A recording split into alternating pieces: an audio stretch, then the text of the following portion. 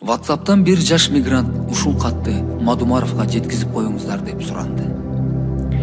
Урматтуу Адахан Кимсанбаевич, мен бул президенттик шайлоодо кимге добуш берсем деп көпкө ойлондум. Акыры бир чечимге келип олтурам. Мен көпчүлүк катары эле көр тириликтин айынан Россиялап жүрөм.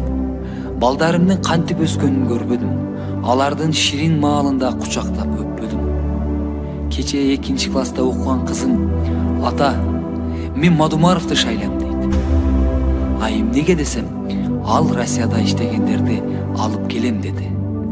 Ошондо сиз да келесиз, туурабы дейт. Мен көзүмдөн жаш кетти. Чөнтөгүмдө 10.000 рубль акчам бар эле. Балдарыма салам деген.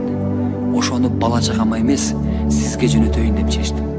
Жок дегенде акча үчүн добушун саткандардан 2 шайлоочуну сатып алганы жарайт го деген ой. Бир чоң жакшы иш үчүн кичине жаман иш жасасам, Кудай деле кечирер. Бала чакам бул айда эптеп турса, кийин мага окшоп мигрант болуп тентибей, өз мекенинде жашап иштейт эле. Сизге ак жол. Бир жакшы инсан, Кыргыздын улуу башчысы катары тарыхта калың. Биз сизге ишенебиз. Биз сизди колдойбуз. Урматтуу Адахан Кимсанбаевич.